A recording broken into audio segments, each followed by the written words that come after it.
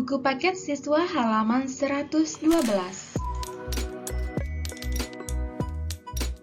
Banyak orang yang sudah bekerja secara maksimal memikirkan segala hal, namun tetap saja masih ada hal yang kadang tidak terpikirkan, yang membuat pekerjaan itu tidak berhasil maksimal atau gagal. Pernahkah kamu gagal? Ya, pernah. Setiap orang pernah mengalami kegagalan. Mengapa saya gagal? Misalnya hasil ulangan tidak tuntas. Bagaimana persiapan yang dilakukan? Kegagalan disebabkan oleh beberapa faktor, diantaranya yaitu diri sendiri. Nah, misalnya tadi hasil ulangan tidak tuntas. Ini disebabkan karena malas belajar. Faktor lain yaitu karena sakit ataupun karena cuaca yang tidak menentu.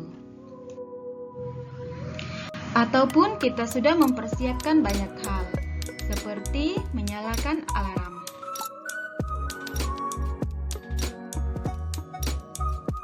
Tujuan menyalakan alarm yaitu bangun lebih cepat. Misalnya, kita ingin sembahyang ke gereja pada hari Minggu. Kita menyalakan alarm supaya bisa datang lebih awal ke gereja dan segala sesuatunya sudah kita persiapkan dengan baik. Ternyata di tengah jalan ada kecelakaan yang menyebabkan jalan macet, sehingga terlambat mengikuti misa.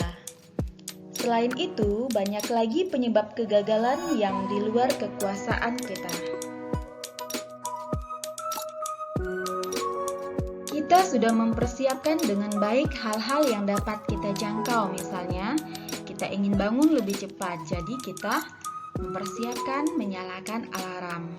Ya, dan juga kita sudah mempersiapkan supaya mendapat nilai ulangan yang bagus, nilai ulangan yang tuntas. Kita belajar dengan giat. Meskipun kita sudah mempersiapkan semuanya dengan baik, namun ada hal-hal yang di luar kemampuan kita, seperti kita tidak bisa menghentikan hujan, ataupun kita tidak bisa membuat matahari tidak bersinar dengan cerah. Ya, ini semuanya di luar kemampuan kita. Kejadian-kejadian yang akan datang biasanya dipasrahkan kepada Tuhan. Kita berdoa memohon bantuan Tuhan.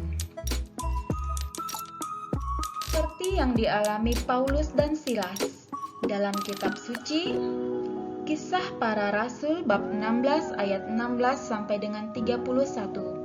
Kutipan kitab suci ada di buku paket siswa halaman 113 sampai 114.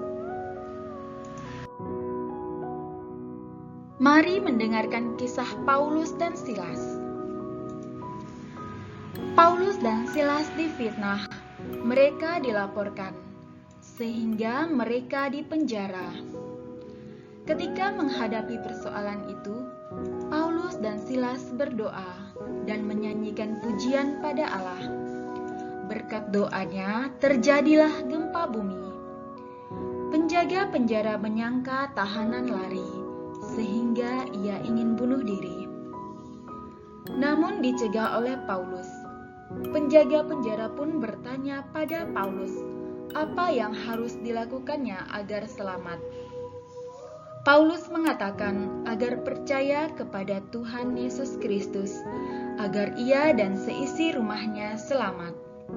Akhirnya, Paulus dan Silas bisa bebas dan melanjutkan pergi memberitakan Injil. Belajar dari kisah Paulus dan Silas agar kita selalu berdoa supaya dijauhkan dari segala percobaan dan memohon bantuan Roh Kudus untuk memberi kekuatan sehingga dapat menghadapi persoalan dan pekerjaan itu dengan baik. Seperti yang kita alami saat ini, yaitu adanya virus corona yang mengganggu aktivitas kita. Kita berdoa kepada Allah, memohon bantuan Roh Kudus untuk memberi kekuatan, sehingga kita dapat sehat dan selamat. Manusia memiliki akal budi. Jika akalnya senantiasa dikembangkan, ia bisa memikirkan banyak hal. Namun demikian, selalu saja ada yang tidak terjangkau oleh pikirannya, khususnya mengenai peristiwa yang akan datang. Selain itu, dalam hal kebersamaan dengan orang lain, ada orang-orang yang tidak sependapat dan sejalan dengan kita. Hal-hal seperti itu menjadi hambatan juga sehingga niat kita tidak terlaksana dan pekerjaan kita tidak berhasil secara maksimal.